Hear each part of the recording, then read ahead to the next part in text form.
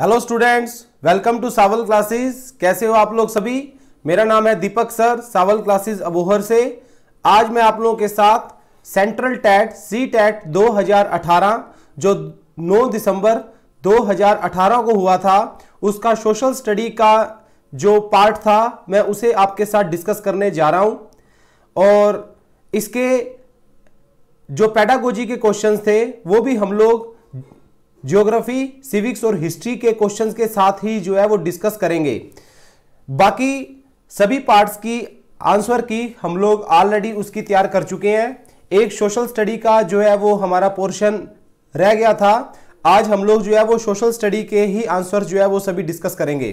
तो शुरू करते हैं हमारे सबसे पहले क्वेश्चन के साथ जो आपकी स्क्रीन पर आ चुका है। A narrow strip of land joining two land masses is known as.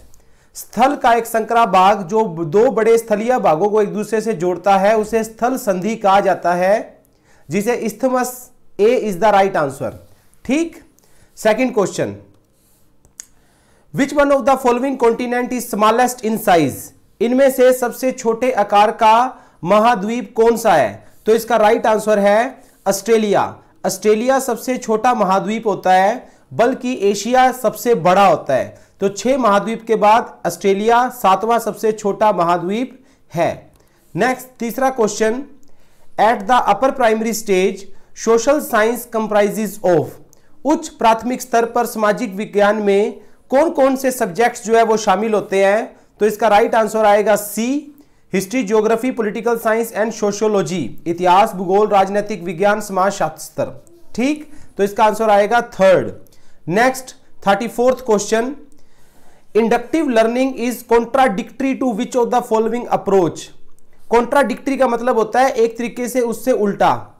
ठीक, इंडक्टिव लर्निंग ये जो है एक्सपोजिटरी टीचिंग, जिसे आप 4th ऑप्शन कहोगे, ये हमारा इसका राइट आंसर होगा। नेक्स्ट क्वेश्चन आपकी स्क्रीन पर 35th question, critical thinking promote the building of concept, application and expansion of ideas. It does not help in understanding and evaluating arguments and beliefs of other. So 35वें का answer आएगा सी। दोनों की दोनों statement जो है वो बिल्कुल ठीक है। ठीक। Next question, what is empirical evidence. देखो, जहां भी आपको इंपिरिकल शब्द दिखाई देना, इंपिरिकल का मतलब एक तरीके से कैलकुलेशन होता है और इंपिरिकल का मतलब एक तरीके से होता है डाटा से रिलेटेड।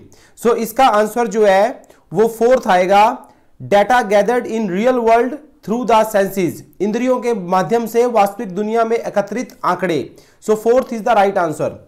देखो, पेडागोजी के जो क्वेश्चंस हैं वो मैंने बेस्ट ऑफ आवर नॉलेज और अपने अदर स्टाफ्स के साथ मिलकर इसके राइट आंसर क्या हो सकते हैं हमने वो चूज करने की पूरी कोशिश की है। और मैं जानता हूं कि मैक्सिमम नंबर ऑफ क्वेश्चंस अपने बिल्कुल ठीक होंगे। ज्यादा से ज्यादा अगर किसी 1-2 क्वेश्चंस पर अगर आपको डाउट हो तो आप लोग मुझे कमेंट कर सकते हो, आप उस क्वेश्चन को फिर से एक बार दोबारा रिकंसीडर करेंगे। नेक्स्ट, 37वां क्वेश्चन आपकी स्क्रीन पर आपको दिखाई दे रहा होगा कि मॉडल्स के रूप में द मॉडल्स और replicas of physical features are most suitable for teaching. भौतिक विशेषताओं के मॉडल जो बनते हैं वो किस प्रकार की टीचिंग के लिए सबसे सही है? तो वो बिल्कुल सही है ज्योग्राफी के लिए। तो मॉडल्स में हम लोग ज्योग्राफी के पहाड़ बना सकते हैं, नदियां बना सकते हैं, मरुस्थल बना सकते हैं, मैदानी इलाके बना सकते हैं। तो मॉडल्स इन चारों तरह की एजुकेशन में ज्योग्राफी के अंदर सबसे सुटेबल और ठीक बैठते हैं। 38th question, the collection of weather information from the local newspaper is an example. हमारे लोकल अखबारों के अंदर जो मौसम की भविष्यवाणी से संबंधित जो समाचार होते हैं वो प्राथमिक सोर्स है या द्वितीय या तृतीय, ये कौन सा सोर्स है? देखो, इस एक क्वेश्चन पे मैं अच्छे लेवल पे कंफ्यूज था और मैंने इसको काफी सर्च करने की कोशिश की, मुझे इसका कोई रिलायबल सोर्स भी नहीं मिल रहा। पर जहां तक मैं गेस करूं, मेरी तरफ से इसका आंसर बनना चाहिए बी, सेकेंडरी सोर्स। ठीक, जहां तक मेरा दिमाग काम करता है इसका आंसर बी आना चाहिए। बट अगर आपको इसका कोई इससे बेटर अगर आपको कोई इसका आंसर पता हो या बेटर सोर्स पता हो तो प्लीज मुझे आप इसका कमेंट करना। एक क्वेश्चन मैं आप लोगों के लिए छोड़ रहा हूं, बाकी 59 क्वेश्चन मैं आपको सोल्व करवाने जा रहा हूं। एक क्वेश्चन का आंसर प्लीज आप लोग मुझे कमेंट करोगे। Next 39th question, in which type of classroom the students with learning disabilities learn alongside their students. सीखने की अक्षमता वाले शिक्षार्थी किस प्रकार की कक्षा में अन्य छात्रों के साथ सीखते हैं? तो 39th का आंसर है इंक्लूसिव, समावेशी क्लासरूम जो है उसमें जो है लर्निंग डिसेबिलिटी वाले स्टूडेंट्स भी अन्य छात्रों के साथ सीखते हैं। तो सेकंड इसका जो है वो बिल्कुल राइट आंसर आएगा। तो डियर स्टूडेंट्स, जैसा कि आप लोग जानते हो सावल क्लासेस लगभग पिछले 3 महीनों से आप लोगों के साथ हर तरह के, चाहे वो स्टूडेंट ईटीटी के हो, चाहे वो बीएड के हो, चाहे वो मैथ साइंस के हो, उसकी लाइव क्लासेस को कंडक्ट कर रहे हैं। हम लोगों ने एक बड़े लेवल का अभियान शुरू किया है। आज भी आप लोग देख सकते हो एक पंजाबी और पेडागोजी की 2 लाइव क्लासेस जो है वो ओपन सोर्स के ऊपर रखी गई थी, और कल से हम लोग जो है साइंस, मैथ और सोशल स्टडी की भी लाइव क्लासेस शुरू करने जा रहे हैं। तो आप स्टूडेंट्स कोई भी जो है अपना लाइव ब्रॉडकास्ट मिस ना कर सको, इसीलिए आप हमारे व्हाट्सएप ग्रुप पे जुड़ो। आपको क्या करना है, सबसे पहले आप अपना नाम लिखोगे, अपने शहर का नाम लिखोगे, फिर यूट्यूब लिखोगे, और आपका पेपर 1 है या पेपर 2 है या पेपर 2 साइंस मैथ है, ये लिखकर इस नंबर पर आपने व्हाट्सएप पर मैसेज सेंड करना है 9988832392 पर, और फिर आपको उस ब्रॉडकास्ट ग्रुप में जोड़ दिया जाएगा। हर रोज जिस सब्जेक्ट के भी हमारे लाइव होंगे, उस लाइव से आधा घंटा या 20 मिनट पहले आपको व्हाट्सएप पर एक पर्सनल मैसेज आएगा, ताकि आप उस लिंक पर क्लिक करके उस क्लास को अटेंड कर सको। तो ये स्लाइड जो आपको दिखाई दे रही है, इस स्लाइड का मकसद आपको सावल क्लासेस के व्हाट्सएप ग्रुप के साथ जोड़ना है, ताकि आप कोई भी तरह की वीडियो क्लासेस को मिस ना कर सको। ठीक, नेक्स्ट क्वेश्चन आपकी स्क्रीन पर आ चुका है। 40th क्वेश्चन है, all children go through the same sequence of development but at different rate, therefore teacher must plan activity for individual children and small group, not just for the class as a whole. ये statement जो आप हिंदी के अंदर भी ये पढ़ सकते हो, आपकी स्क्रीन के ऊपर दिखाई दे रही होगी, ये स्टेटमेंट किस व्यक्ति ने दी थी? 40वें क्वेश्चन का राइट आंसर है सी। ठीक है, जीन पियाजे, J.Piaget, C is the right answer. इसका जो राइट आंसर है वो 3rd है। Next 41st question, in order to promote cooperative learning in a classroom a teacher should. कक्षा में सहकारी शिक्षा को बढ़ावा देने के लिए एक शिक्षक को क्या करना चाहिए? तो प्रोवाइड देम 41st क्वेश्चन है, तो इसका राइट आंसर आएगा second, divide the class into small groups of work. तो ये ऑप्शन इसका बिल्कुल ठीक है, इसे मैंने इंटरनेट से भी वेरीफाई किया है, काफी बुक्स में से भी इसको वेरीफाई किया है, तो सेकंड इसका जो है वो राइट आंसर बनेगा। Next 42nd question, a self guided self disciplined thinking which attempt to reason at a highest level of quality in fair minded way is called. एक आत्म निर्देशक, आत्म अनुशासित सोच जो एक उचित तरीके के गुणवत्ता के उच्चतम स्तर पर तर्क करने का प्रयास होती है, उसे हम लोग क्या बोलते हैं? तो 42nd का आंसर है D, that is called critical thinking. ये बिल्कुल ठीक आंसर है, critical thinking is the right answer. Next 43rd question, the colour used in Ajanta caves painting have been derived from which of the following materials. Ajanta की गुफाओं में जो चित्र बनाए गए हैं, उनके रंग को किस मटेरियल से बनाया गया है? तो प्लांट्स एंड मिनरल्स। इसका बिल्कुल ठीक आंसर है, दैट इज बी आंसर। ठीक, नेक्स्ट अगले क्वेश्चन पे 44th क्वेश्चन पे हम लोग आ चुके हैं। 44th question, the earliest manuscript were written on. सबसे पुरानी पांडुलिपियां किस पर लिखी गई थी? तो 44th का आंसर है पाल्म लीव्स, ताड़ के पत्रों पर। So answer is 4th। ठीक, next 45th question, which one of the following period is longest in human history.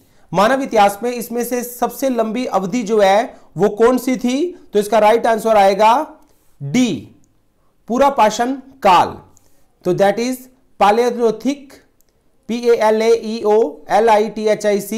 ये जो काल था, ये जो पीरियड था, ये मानव हिस्ट्री का सबसे लंबा काल था। ठीक है, यहां देखो मैं आपके साथ कोई क्वेश्चन जो है वो डिस्कस नहीं कर रहा हूं। यहां मेरे इस वीडियो बनाने का मोटिव आप लोगों के साथ सिर्फ आंसर्स को मैच करना है। डिस्कशन के लिए हमारी डेली लाइव क्लासेस जो है वो आज से शुरू होने जा रही है, जहां एक एक टॉपिक को बढ़िया से डिस्कस किया जाएगा। सो इस वीडियो को मैंने आधे घंटे में फिनिश करना है ताकि मैं आपके साथ जस्ट आपके आंसर्स को मैच कर सकूं। ठीक। 46th question, read the given statement A and B and select the correct answer. A और बी स्टेटमेंट को आपने स्टडी करके और उसके बाद आपने करेक्ट आंसर जो है वो बताना है। तो 46 का राइट आंसर आएगा थर्ड, दोनों ही सही है। ठीक है, जैसे पहला, Mehrgarh is located in the fertile plain near Bolan pass of Pakistan, ये बिल्कुल ठीक है। Evidence of farming and herding are found here, तो ये दोनों ही बिल्कुल ठीक है। हिंदी मीडियम में भी आप इस क्वेश्चन को इसके अलोंग साइड स्टडी कर सकते हो। Next 47th question, in which of the following state of India largest number of Harappa sites have been found. किस शहर में सबसे ज्यादा हड़प्पा के नगरों की संख्या सबसे ज्यादा कहां मिलती है? तो इसका राइट आंसर है गुजरात। सो गुजरात इसका राइट आंसर है। Very very easy question. Rigveda जो थे वो ओरिजिनली किस भाषा के अंदर उनको कंपोज किया गया था? तो 48वें क्वेश्चन का आंसर आपने बताना है। तो इसका आंसर है संस्कृत भाषा। B is the right answer, Sanskrit भाषा। सो नेक्स्ट 50वां क्वेश्चन, ये हिस्ट्री से रिलेटेड है। Which one of the following is not among the 3 jewels of Buddhism. इनमें से बौद्ध धर्म के त्रिरत्नों में से एक इनमें से कौन सा नहीं है? तो वो है ahimsa. B is the right answer, second is the right answer. आगे बढ़ते हैं हम लोग। राजनीति के और ज्योग्राफी के क्वेश्चन बहुत जबरदस्त थे, very simple and very conceptual. तो इन सभी के आंसर बिल्कुल स्ट्रेट फॉरवर्ड है, इनमें कोई किसी में डाउट है ही नहीं। तो जैसे 51वां क्वेश्चन हम लोग शुरू करते हैं।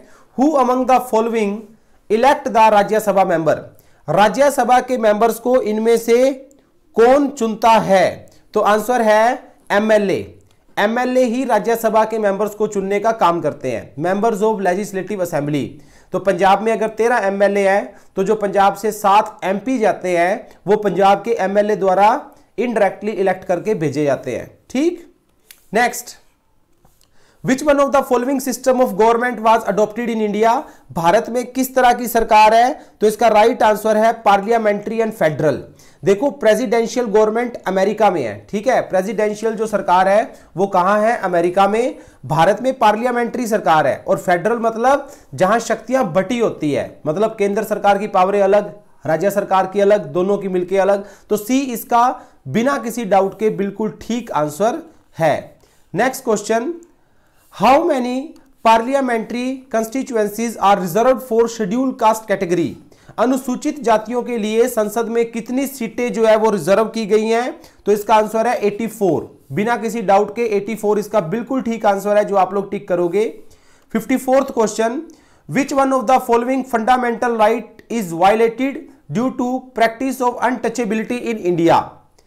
छुआछूत अगर हो तो उसमें से कौन सा मौलिक अधिकार उससे वायलेट होता है, मतलब उसकी उल्लंघना होती है, ये आपने बताना है। तो बराबरता का अधिकार, ठीक है, राइट टू इक्वालिटी इससे वायलेट होता है, समानता का अधिकार जो है इसकी उल्लंघना होती है। तो D is the right answer. Next 55th question, as per the constitution of India which one of the following is not a fundamental right. भारतीय संविधान के अनुसार इसमें से कौन सा मौलिक अधिकार नहीं है? Right to property, right to property नहीं है, ये हमारा लीगल राइट है, ये आर्टिकल 300A में आता है। अब आप लोग इसको याद रखना। और 44th संशोधन करके 1978 में इसको डिलीट कर दिया गया था राइट टू प्रॉपर्टी को। अब हमारे संविधान में 6 मौलिक अधिकार रह गए जिसमें राइट टू प्रॉपर्टी नहीं है। ठीक। Next, untouchability refer to the discrimination on the basis of. जो अब इसका आंसर क्या आएगा? अनटचेबिलिटी, छुआछूत, ये किस आधार के ऊपर इसको जो है वो समझा जाता है? तो इसका राइट आंसर है कास्ट के आधार पर। तो B is the right answer. Chief minister की नियुक्ति कौन करता है? वेरी इजी क्वेश्चन, गवर्नर करता है। तो 57 का आंसर क्या आ जाएगा? Second, that is called governor. Next, who appoint the governor. Next question है, गवर्नर की नियुक्ति कौन करता है? वेरी इजी, भारत के राष्ट्रपति द्वारा गवर्नर की नियुक्ति की जाती है। तो इसका राइट आंसर आएगा third. Next, who elect the prime minister. Bharat के प्रधानमंत्री की नियुक्ति कौन करता है? तो वो एमपी करते हैं। एमपी टू 77 MP, मतलब कि मोर देन 50% MP जिस तरफ होंगे उन्हीं की पार्टी का या उनके दल का प्रधानमंत्री चुन लिया जाता है। तो इसका राइट आंसर है second. Who among the following is called first citizen of India? Bharat का प्रथम नागरिक किसे कहा जाता है? वेरी इजी, राष्ट्रपति को कहा जाता है। और अगले क्वेश्चन में पूछा है राज्य का प्रथम नागरिक किसको कहा जाता है? तो गवर्नर को कहा जाता है। ठीक है, सो इसका भी सेकंड है, 61st का भी क्या आएगा? सेकंड ही आएगा। नेक्स्ट, द करंट लोकसभा, इस वक्त भारत की कौन सी लोकसभा चल रही है? तो इसका राइट आंसर है 16वीं लोकसभा। इस वक्त भारत में 16वीं लोकसभा है, उसके 16वां ही स्पीकर है, 15वें प्रधानमंत्री हैं, 14वें राष्ट्रपति हैं, 13वें उपराष्ट्रपति है, 46वें सुप्रीम कोर्ट के चीफ जस्टिस है और 25वें आरबीआई के गवर्नर है। तो इसका राइट आंसर आएगा 16th। ठीक, तो डियर स्टूडेंट्स, आगे बढ़ने से पहले मैं आपको एक छोटी सी इंफॉर्मेशन और दे देता हूं कि सावल क्लासेस जिस तरह से यूट्यूब के ऊपर फ्री सेशंस कंडक्ट करती है, उसी तरह से हमारे पेड ग्रुप्स भी होते हैं। पेड ग्रुप्स के अंदर चाहे आप ईटीटी के स्टूडेंट्स हो, चाहे पेपर 2 सोशल स्टडी के स्टूडेंट्स हो, चाहे पेपर 2 मैथ साइंस के स्टूडेंट्स हो, अब आपको कोचिंग लेने के लिए अबोहर आने की जरूरत नहीं है, बल्कि आप अपने घर बैठे यूट्यूब पर सावल क्लासेस की एक्सपर्ट फैकल्टी से पढ़ सकते हो। आपकी नियर अबाउट 45 डेज की कोचिंग होगी। इसी तरह से आपकी जो है ये लाइव चलेगी।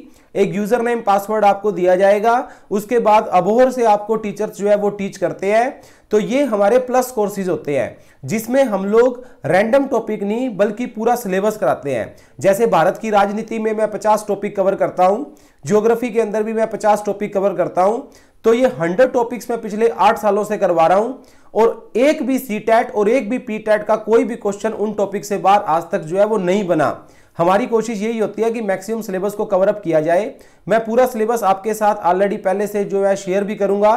तो अगर आप लोग सावल क्लासेस से एक प्रोफेशनल कोचिंग लेना चाहते हो अपने घर बैठे रहकर बिना यहां अबोहर आए, तो आप लोग नीचे दिए गए नंबरों पे हमसे कांटेक्ट कर सकते हो। बाकी पूरी जानकारी आपको साहिल सर फोन करने के ऊपर दे देंगे। साहिल सर का नंबर लिखा हुआ है 9988832392। हमारे अगले पेड ग्रुप्स जो हैं वो 27 दिसंबर से शुरू होने जा रहे हैं। तो 27 दिसंबर 2018 से पहले पहले आप लोग कांटेक्ट करो और इनकी पूरी जानकारी लो। Thank you. नेक्स्ट आगे बढ़ते हैं हम लोग हमारे नेक्स्ट क्वेश्चन की तरफ।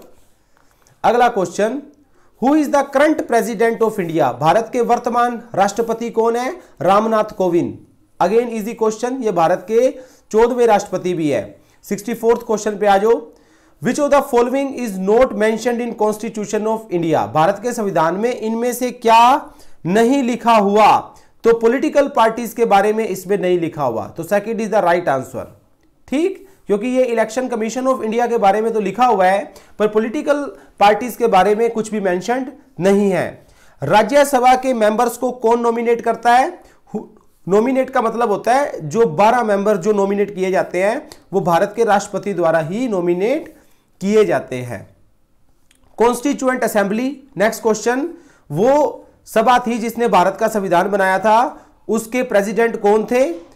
Constituent assembly, who among the following was the president of constituent assembly? Doctor Rajendra Prasad. Doctor Rajendra Prasad he constituent assembly के प्रेसिडेंट बने थे 11 दिसंबर 1946 को। ठीक है, तो ये हमारे 66 का आंसर क्या आ गया? 66 का आंसर आ गया second, doctor Rajendra Prasad. A answer नहीं है इसका सेकंड आंसर है doctor Rajendra Prasad. Next 67th question, who among the following was the only Indian governor general of India? इनमें से कौन सा भारतीय है जो भारत का गवर्नर जनरल भी रह चुका है? तो सी राजा गोपालाचार्य, ये बिल्कुल ठीक आंसर है। सी इज द राइट आंसर। तो 67 क्वेश्चन हमारे हो चुके हैं। नेक्स्ट हम लोग 68th क्वेश्चन पर आ चुके हैं। When was the Constitution of India adopted? Bharat के संविधान को कब अडॉप्ट किया गया? तो 26 नवंबर 1949 बिल्कुल सही जवाब है। इसीलिए 26 नवंबर को संविधान दिवस के रूप में भी बनाया जाता है और इसके पूरे 2 महीने के बाद 26 जनवरी 1950 में संविधान लागू हो गया था। तो इसका राइट आंसर है बी, सेकंड। नेक्स्ट अगला question 69th question, who among the following played a decisive role in integrity the princely states of India? भारत को एक करने के लिए किस व्यक्ति ने अपनी महत्वपूर्ण भूमिका निभाई थी? तो वो नो डाउट हम सभी जानते हैं सरदार वल्लभ भाई पटेल, जिन्हें भारत के लौह पुरुष भी कहा जाता है और इन्हीं के नाम पर गुजरात के अंदर अभी स्टैचू ऑफ यूनिटी भी बनाई गई है, जो कि दुनिया की सबसे ऊंची मूर्ति है। ठीक है, नेक्स्ट क्वेश्चन 70th क्वेश्चन के ऊपर हम लोग आ चुके हैं। विच of the following deal with the matters in concurrent list of the constitution of India. तो जो कॉन्करेंट लिस्ट है, कॉन्करेंट लिस्ट जिसे समवर्ती सूची कहा जाता है, उस समवर्ती सूची के अंदर क्या आता है ये आपने बताना है। तो इसमें केंद्र सरकार की लिस्ट और राज्य सरकार की लिस्ट अलग अलग दी हुई है कि ये काम केंद्र सरकार के हैं, ये काम राज्य सरकार के हैं, ये इसमें लिखे हुए हैं। अब काफी सारी कमेटियां बनी थी संविधान सभा के अंदर। 71वें क्वेश्चन में पूछा गया है कि कॉन्स्टिट्यूएंट असेंबली की जो ड्राफ्टिंग कमेटी थी जिसने भारत के संविधान को जोड़ा, उसके प्रेसिडेंट कौन थे? तो वो डॉक्टर भीमराव अंबेडकर थे, इसीलिए उनको भारत के संविधान का निर्माता भी कहा जाता है। 71 क्वेश्चन हो गए। नेक्स्ट 72nd क्वेश्चन के ऊपर हम लोग पहुंच चुके हैं। देखो, मेरे जो सब्जेक्ट है टीचिंग के सावल क्लासेस में, मैं सिर्फ पॉलिटिक्स और ज्योग्राफी 2 सब्जेक्ट्स जो है वो टीच करता हूं। हिस्ट्री का सब्जेक्ट हमारे यहां अमित सर टीच करते हैं, तो हिस्ट्री के क्वेश्चंस मैंने उनके साथ वेरीफाई करके अब मैं आपको हिस्ट्री के आंसर जो है वो टिक करवाने जा रहा हूं। तो 72nd क्वेश्चन का आंसर, 18वीं सेंचुरी में under whom did Bengal gradually break up away from the Mughal control. 18वीं सदी में किसके नेतृत्व में बंगाल धीरे धीरे मुगल नियंत्रण से अलग हो गया था? तो इसका राइट आंसर है D, Murshid Quli Khan. 4th is the right answer. ठीक, नेक्स्ट 73वां question, who among the following governor general decide the Bahadur Shah Zafar would be the last Mughal empire and after his death none of the descendant would be recognized as ruler. ठीक है, तो ये question आप लोग हिंदी के अंदर भी अपने जो है ये पढ़ सकते हो। तो इसका राइट आंसर जो है 73rd, इसका है लॉर्ड कैनिंग। लॉर्ड कैनिंग इसका बिल्कुल ठीक आंसर है। Next, which governor general declared that Awadh was being misgoverned and British rule was needed to ensure proper administration. किस गवर्नर जनरल ने कहा कि अवध को सही तरीके से नहीं चलाया जा रहा और उसे सुनिश्चित करने के लिए ब्रिटिश शासन की आवश्यकता है? तो इसका राइट आंसर आएगा लॉर्ड डलहौजी। तो second is the right answer. Which ruler of the Kanpur called himself Peshwa. अपने आप को पेशवा कहने वाला कानपुर का रूलर कौन सा था? तो वो थे नाना साहेब। सो जो है 4th is the right answer. 76th question की तरफ हम लोग आगे बढ़ते हैं। 76वां question, the best methodology to teach the theme factory would be. कारखाने के विषय को पढ़ाने का सबसे उपयोगी विधि कौन सी होगी? वेरी इजी, एक बच्चों की विजिट करा दी जाए। कहां? कारखानों में विजिट करा दी जाए, इससे कारखानों को पढ़ाने में हमें आसानी रहेगी। What is EDUSAT? एड्यूसेट की फुल फॉर्म होती है एजुकेशन सैटेलाइट। जब हम लोग एजुकेशन को सैटेलाइट के माध्यम से चलाते हैं उसे एड्यूसेट कहा जाता है। आंसर है 3rd, a man made Indian satellite. तो 3rd is the right answer. आगे बढ़ते हैं हम लोग नेक्स्ट क्वेश्चन पर। 78th क्वेश्चन, हमारे लास्ट 12 क्वेश्चन जो है वो रह गए हैं सिर्फ। The verses and ideas of which of the following personality have been preserved in Panchvani and Bijak. Panchvani और बिजक में निम्नलिखित में से किस महान हस्ती के छंद और विचारों को जो है संरक्षित किया गया है? 78वें का आंसर है first, Kabir. So Kabir is the right answer. Next, the mural painting from Ellora caves which shows Vishnu as Narasimha the man lion is a work of which period? तो 79 का आंसर है राष्ट्रकूट काल। ठीक, पहला आंसर। 80वां question, which one of the following organization believe in Upanishad. ठीक, थोड़े से हिस्ट्री के वर्ड्स में भी हो सकता है, मुझे शायद उनकी प्रोनाउंसिएशन में भी गलत हो जाए क्योंकि मेरा सब्जेक्ट हिस्ट्री कभी नहीं रहा। मेरा मोटिव आप लोगों को हिस्ट्री के आंसर्स को टिक करवाना है। ठीक है, रेस्ट अगर आपको फिर भी कोई भी डाउट हो आप लोग मुझे कमेंट कीजिए। 2 सब्जेक्ट मेरे हैं, ज्योग्राफी और पॉलिटिक्स, और हिस्ट्री अमित सर का है, तो हम लोग उसके बेस्ट आंसर स्टिल उसको देने में आपकी पूरी मदद करेंगे। 80वां question, which one of the following, हाँ ये हम लोग ऑलरेडी इसको पढ़ चुके हैं। सो ब्रह्म समाज, इसका आंसर है 4th, दैट इज कॉल्ड ब्रह्म समाज। अब हम लोग आते हैं ज्योग्राफी के क्वेश्चंस के ऊपर। विंड वेन क्या चीजें चेक करने के काम आती है, तो हवा की दिशा चेक करने के काम आती है, विंड डायरेक्शन। तो second is the right answer. Which one of the following layer of the atmosphere help in transmission of radio waves?